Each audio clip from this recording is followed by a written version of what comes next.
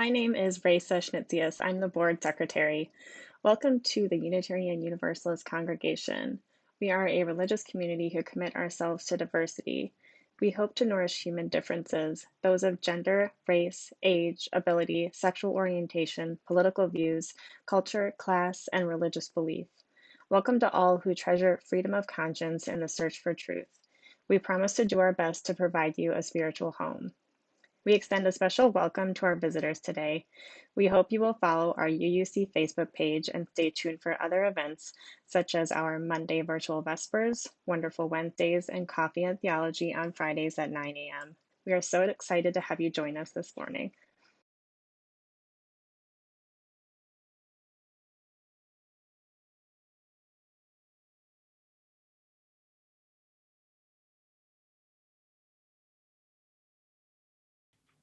We're so glad you can join us this morning. I wanted to share a few announcements. We are following the Safer at Home mandate in Wisconsin and plan on no gatherings through May 26th at this point. We hope to have small gatherings when it is safe to do so, and we'll continue to offer online services once we do open the building. While the details of how we gather will unfold based on the guidelines set by the state, we will also consider the most vulnerable among us and make safe decisions about gathering in person. After the service today, there will be something new. We will offer virtual coffee and conversation from 10:45 a.m. until 11:30 a.m. on Zoom. Reverend Julie will help you get settled with other attendees into breakout rooms for conversation. Look in your email from UU Connections for the Zoom information, or message the UUC Facebook for more information.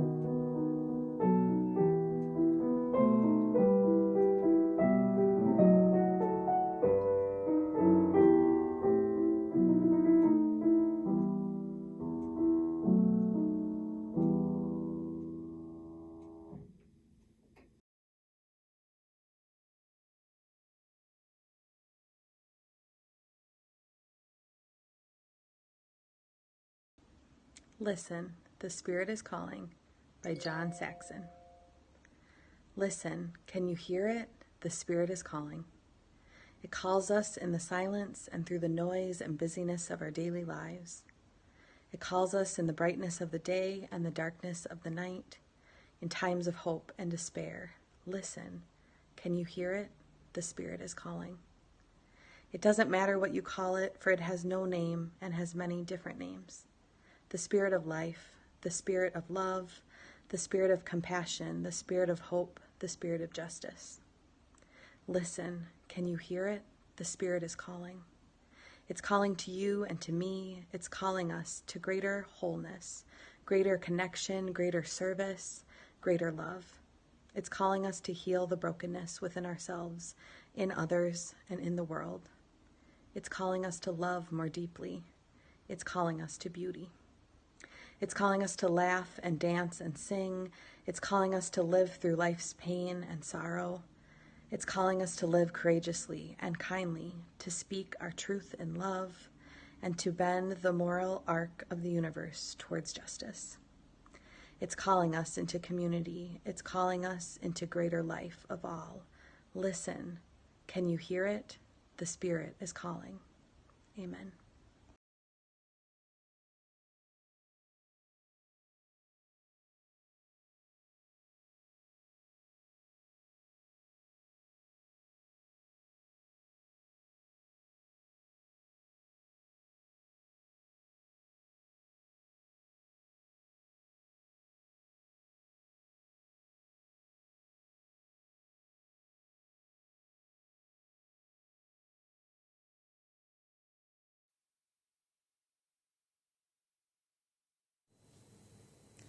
Our chalice lighting words are by Eric Walker Wickstrom.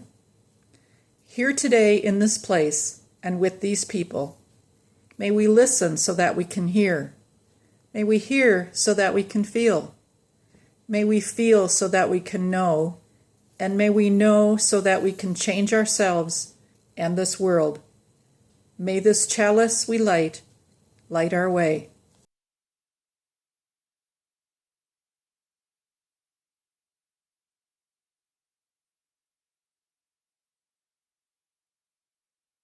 And this reading is called Pandemic by Lynn Unger. What if you thought of it as the Jews consider the Sabbath, the most sacred of times? Cease from travel, cease from buying and selling, give up just for now on trying to make the world different than it is. Sing, pray, touch only those to whom you commit your life, center down. And when your body has become still, reach out with your heart. Know that we're connected in ways that are terrifying and beautiful.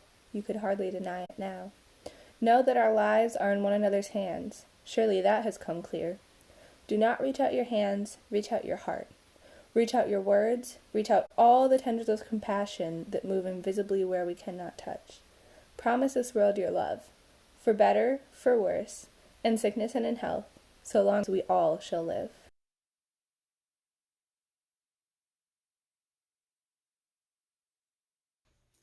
Our service today is about listening, and we often think we're listening, but sometimes we're listening to respond, or we're listening with our own agenda instead of opening our hearts and being present with the people that we're with, whether they're loved ones or people that we may or may not agree with. Listening is an art of being in a space with someone in a real way and offering to that person attention and offering to yourself that reception of what people are saying. And it's not just listening to the words of others. Listening can also be listening to the world. What is nature telling you? What is your heart telling you?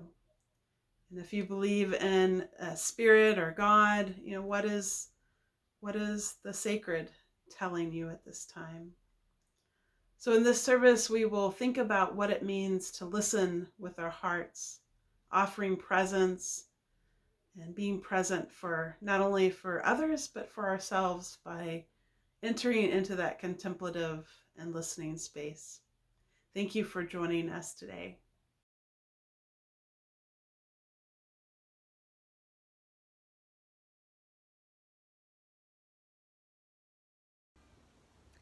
You look at people and it looks like it's real because it's what we see.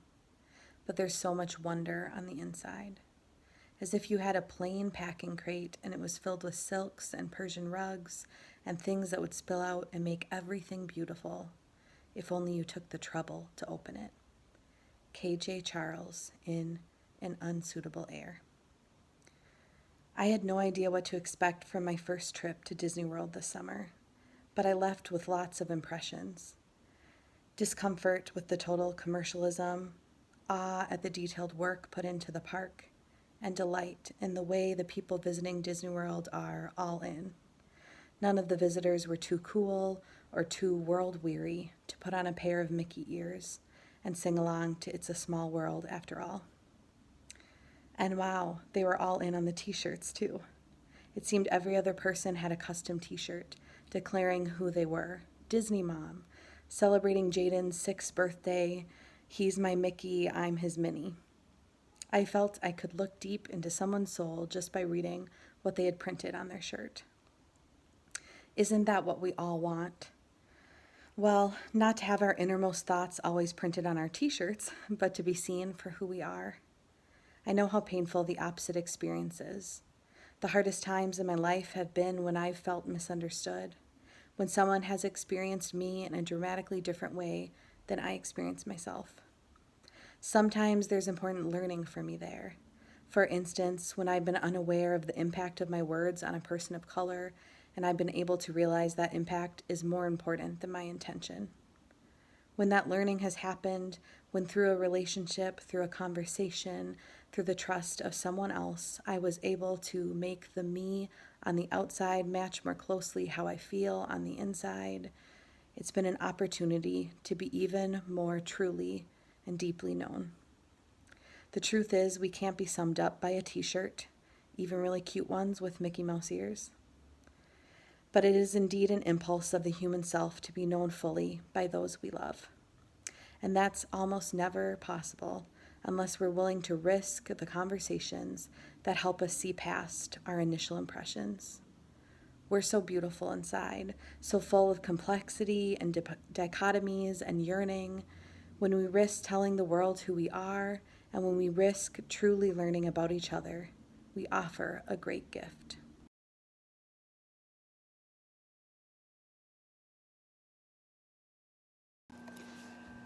When I think of listening, I think of it as one of the most caring, meaningful, and valuable gifts that we can give to one another. The gift of our presence, of ourselves, our time, our compassion, empathy, without having to fix a problem, or find a solution, or give advice. One of the images that I learned in my chaplaincy training was that of getting in the boat with another person. I'm picturing a small little dinghy or fishing boat, and we get into the boat with another person and let them steer.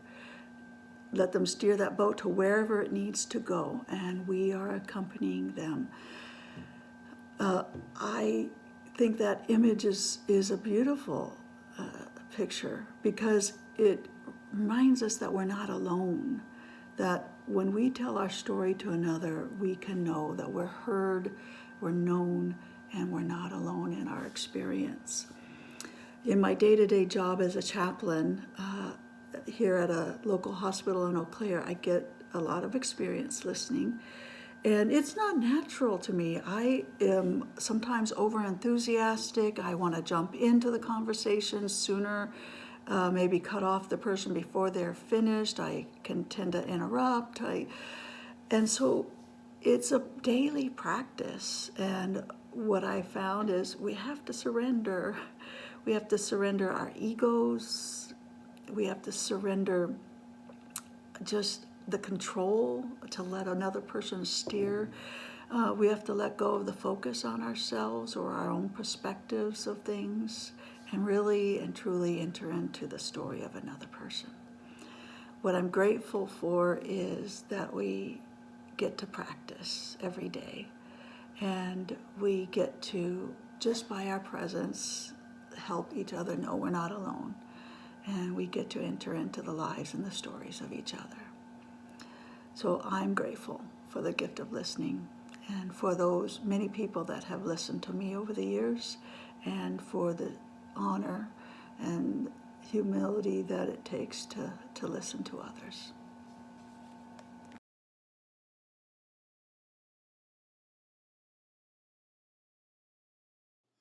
Spirit of life, come unto me. Sing in my heart all the stirrings of compassion. Blow in the wind, rise in the sea, move in the hand, giving life the shape of justice. Roots hold me close, wings set me free. Spirit of life, come to me, come to me.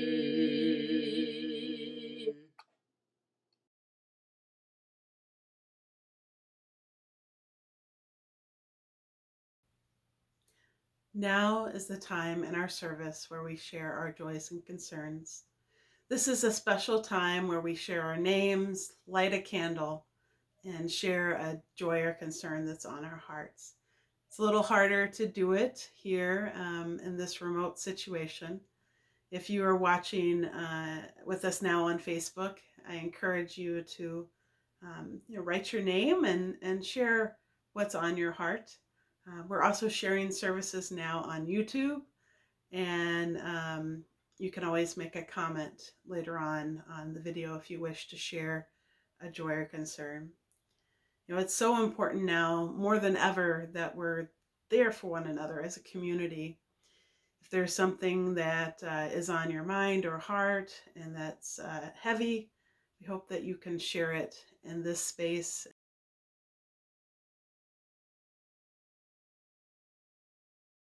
It's been lovely to get cards from people at UUC, and to see the hearts that you've been sending in to Chris at the office. We appreciate those and are putting them up in the windows. There's so many ways for us to continue to show one another that we care and to find support. Let's just take a moment and think of those who are in need right now, and that might be you. Let's think about those who can use a candle, a virtual hug, some care right now in this space. We light this final candle for all the joys and concerns too tender to escape the folds of your hearts. If you'll please join with me. Love is the spirit of this church, and service is law. This is our great covenant, to dwell together in peace, to seek the truth in love, and to help one another.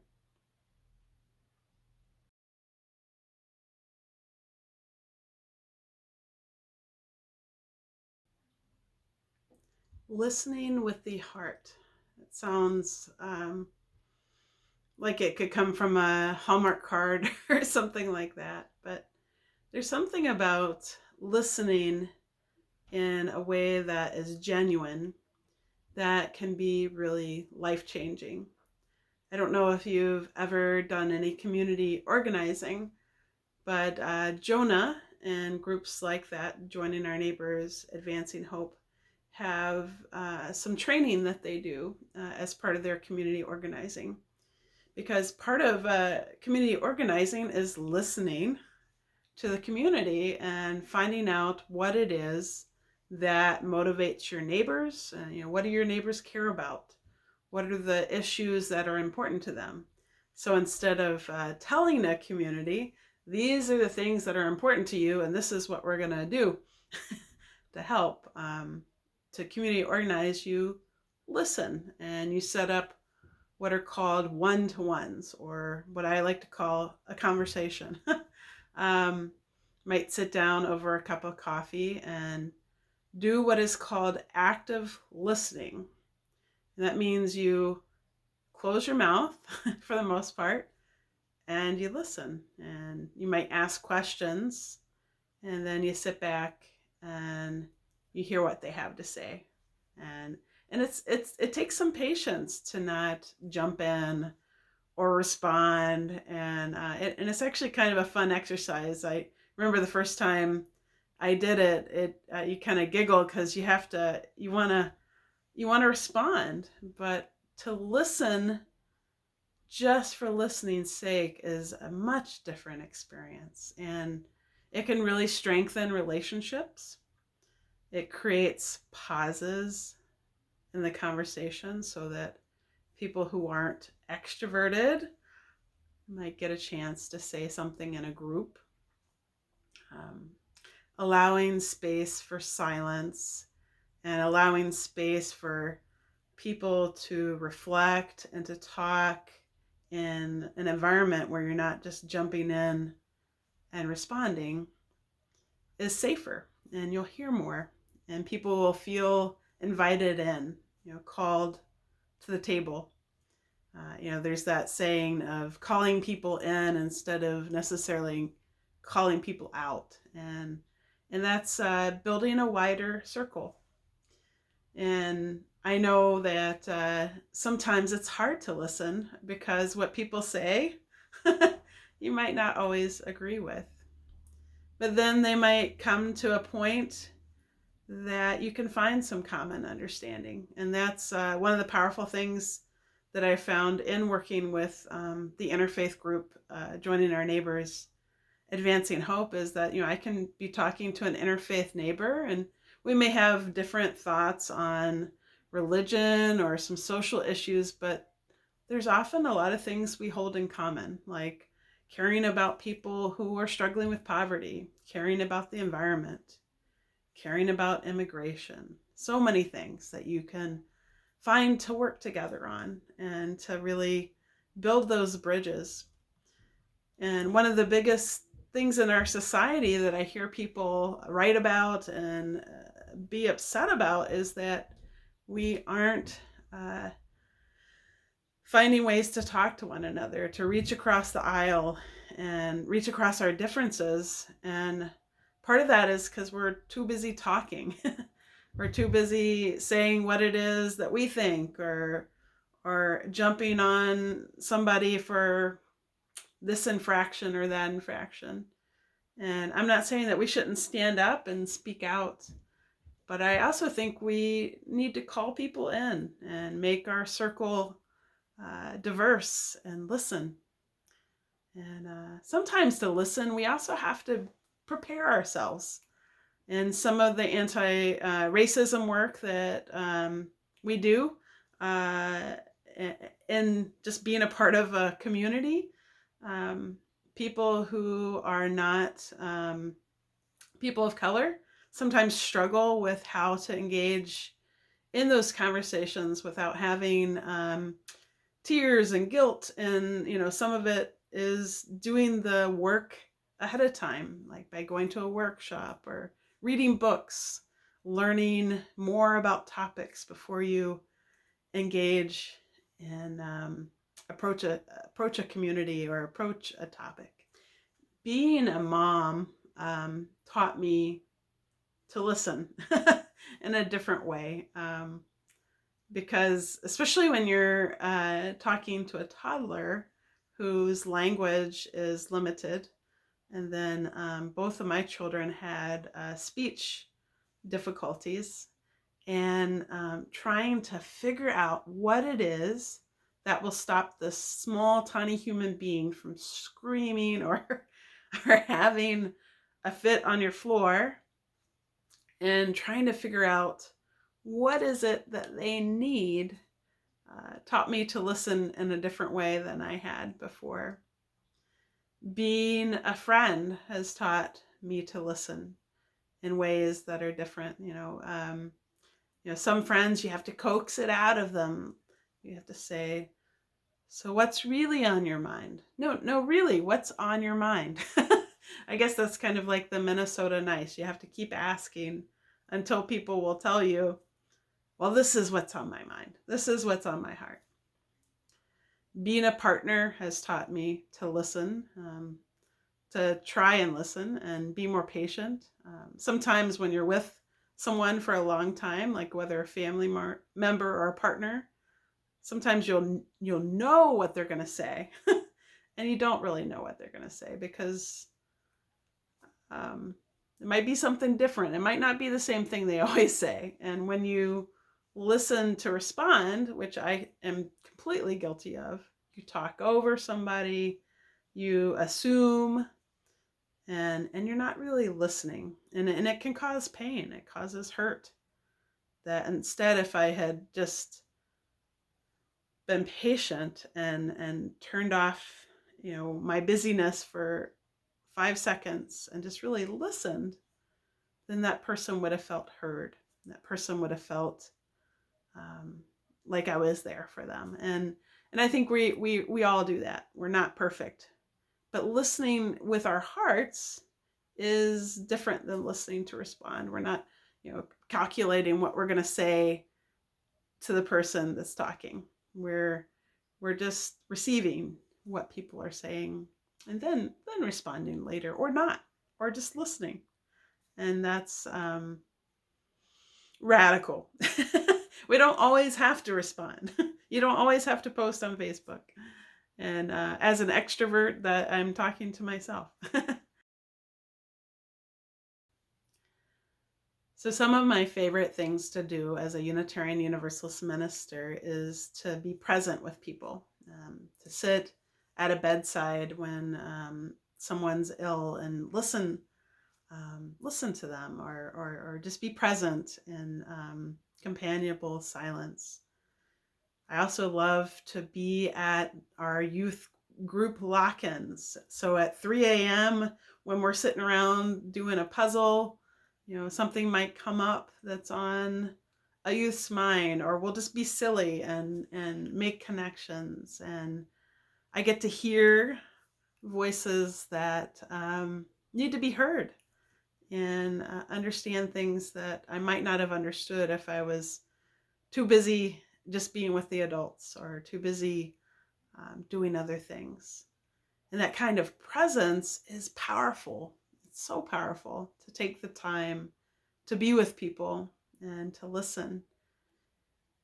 When I was a chaplain in Atlanta, Georgia, that was my primary job, was to listen to people, to pray with people. And as a Unitarian Universalist, I was trying to be amenable to whatever spiritual needs they had, and to learn how to pray with a language that was authentic to them. It wasn't about my beliefs or me trying to have some sort of social agenda and fixing things. It was showing up and being there and being present to suffering, to life. And when people are in crisis, they don't care too much about my theology. They care that someone's listening or helping them find resources, or maybe they might care about theology, but they want to be comforted, or just be able to lament that the world is hard, and being that presence for someone is a gift. And you don't have to be a minister to do that. Friends do that, partners do that, coworkers do that. And there's a real gift in that exchange, that trust, and that listening as an act of love, listening as an act of support. And then when it comes time that you need that, hopefully you'll find those that will listen to you as well. And that's part of what we need as humans is, we're not meant to be isolated beings. There's a reason why, children that are born as preemies, we make sure they're touched and we sing to them and we use music. And, especially in this isolated time, finding ways to listen and to be listened to is very important. And I hope you're reaching out to those in need.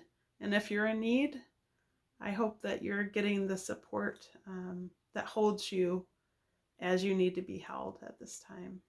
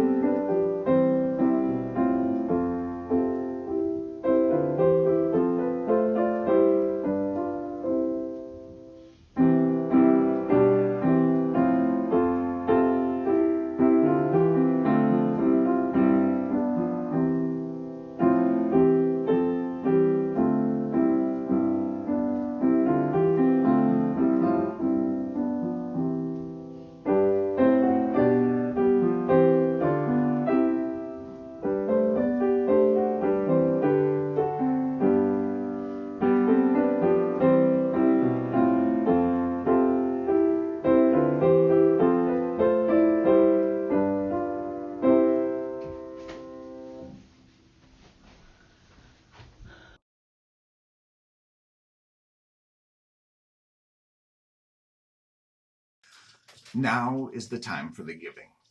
Though we will not be on site to pass the plate, we ask that you consider making a donation online at uueauclair.com or text the amount you want to give to 84321.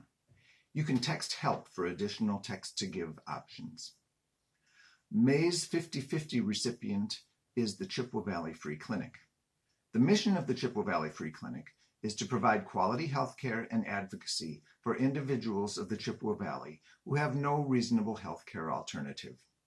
Through the efforts of volunteer professionals, the clinic provides free medical, dental, mental health, lifestyle coaching, ophthalmology, and social work services and medications. With gratitude for the abundance in our lives, we give to help people in need and to support the work of this congregation. The offering will now be given and gratefully received.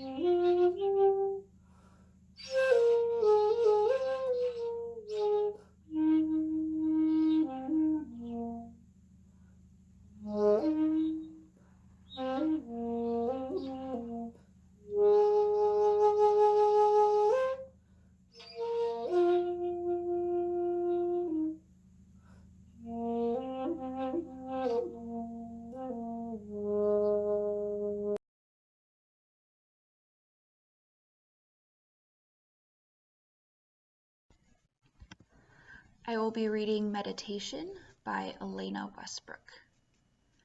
Let every moment be a prayer. With every sip of tea, let your lips move in thanksgiving. Be fully present to every stroke of the hairbrush, every cup of milk you pour for the children. Be present without judgment or regret, without plans or expectations, or even dreams. And every moment becomes a prayer.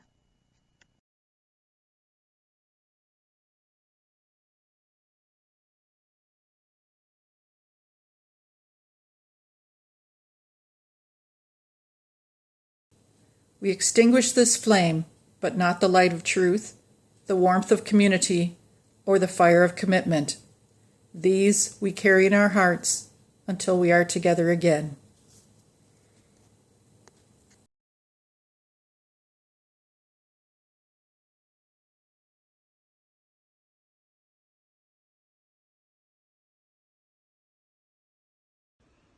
Our closing words for today are from Barbara Hamilton Holloway.